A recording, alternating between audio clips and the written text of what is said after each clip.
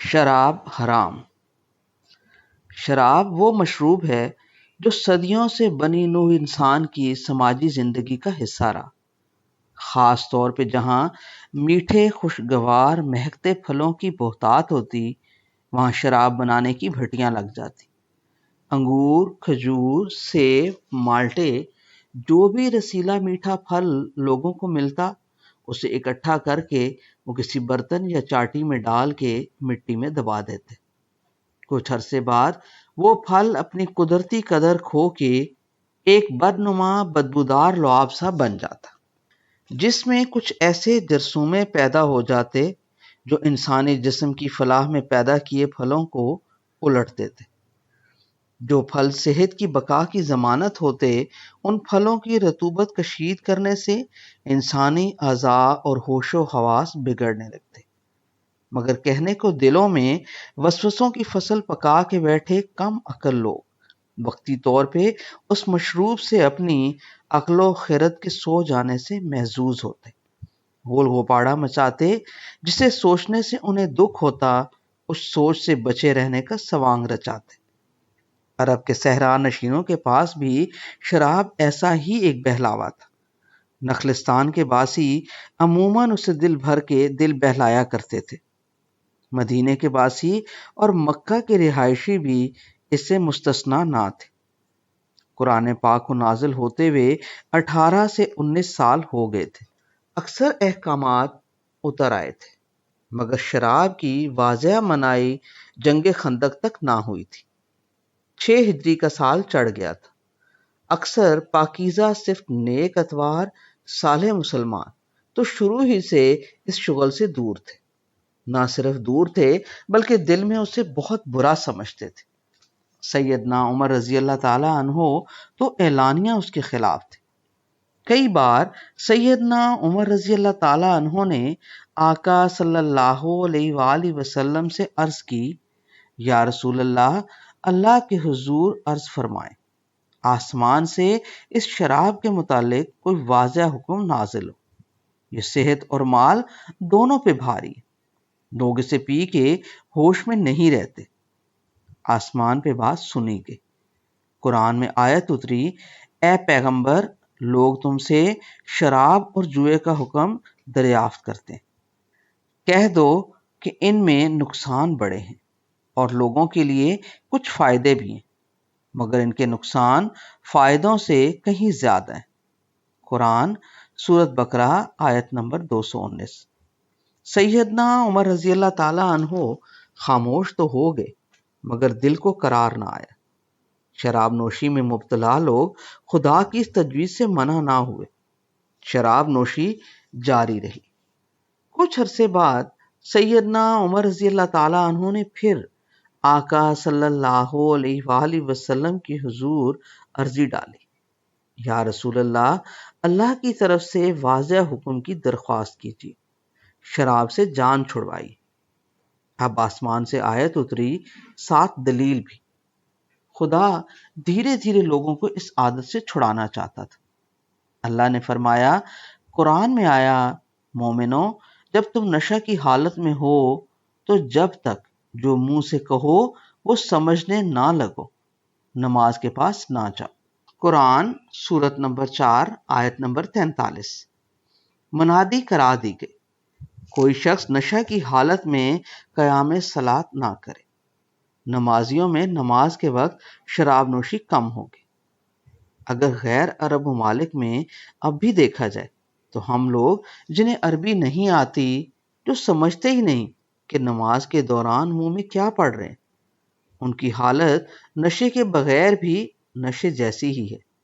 مگر کسی غیر عرب مسلمان ملک نے یہ سوچا ہی نہیں کہ اسلام کو اپنانے کے لیے عربی زبان کو سمجھنا، قرآن کو سمجھنا، نماز میں جو پڑھا جاتا ہے اسے سمجھ کے بولنا کتنا ضروری ہے، ورنہ ان پہ یہی قانون لاگو ہوتا۔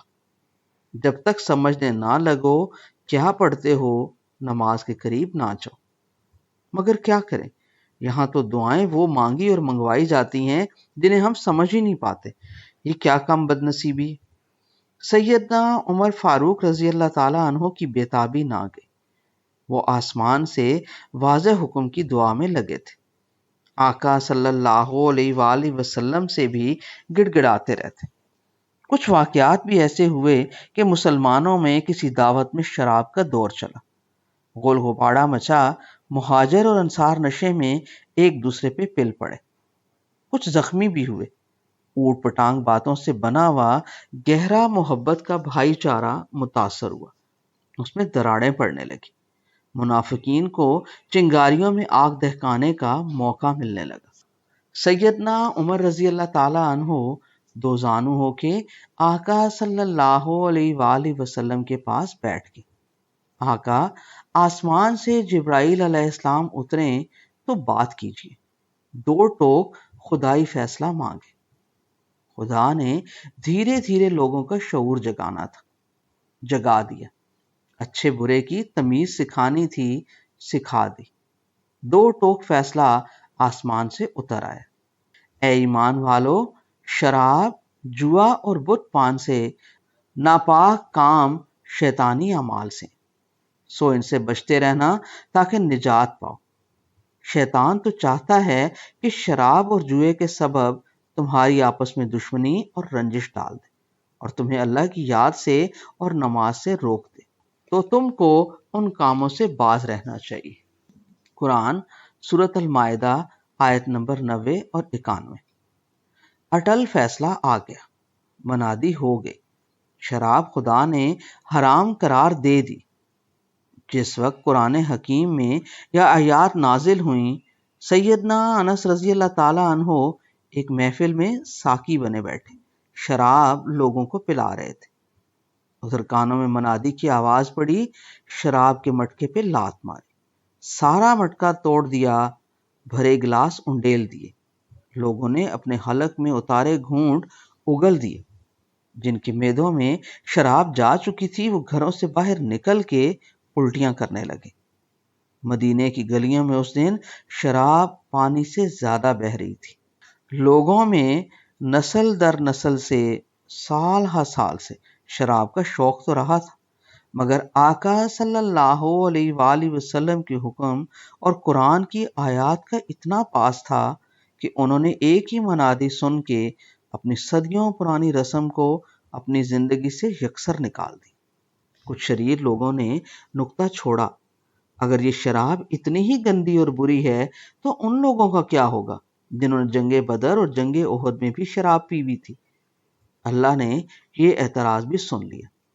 آسمان سے پھر وحی اتری، جو لوگ ایمان لائے اور نیک عمل کرتے رہے ان پر ان چیزوں کا کچھ گناہ نہیں جو وہ کھا چکے، جبکہ انہوں نے پرہیز کیا اور ایمان لائے اور نیک کام کی، پھر پرہیز کیا اور ایمان لائے، پھر پرہیز کیا اور نیکوکاری کی، اور اللہ نیکوکاروں کو دوست رکھتا ہے۔ قرآن سورۃ المائدہ آیت نمبر 93۔ آقا صلی اللہ علیہ وآلہ وسلم کے زمانے میں شراب پینے والوں کو کھجور کی ٹہنیوں کے ساتھ جوتے مارنے کی سزا تجویز ہوئی۔ صدیق اکبر رضی اللہ تعالی عنہ نے 40 درے سزا کر دی۔ دوسرے خلیفہ سیدنا عمر رضی اللہ تعالی عنہ نے سزا 60 درے مقرر کر دی۔ اب مہذب دنیا جانتی ہے کہ سزا واجب ہے، جو قرآن کی دلیل ہے وہی سچ ہے۔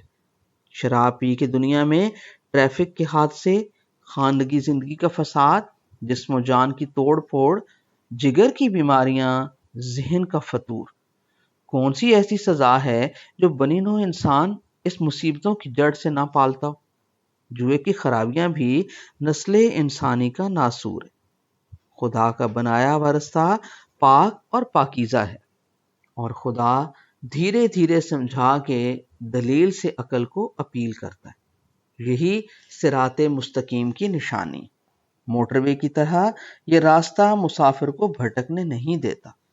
ہر کچھ فاصلے پہ کدھر جانا ہے، کتنا فاصلہ رہ گیا، کتنا کٹ گیا، کہاں سے اترنا ہے، کہاں چڑھنا ہے، سب ایسے ہی سونے راستوں پہ لکھا ہوتا ہے۔ یہ سلامتی کی راہ ہے، یہ سونا راستہ ہے۔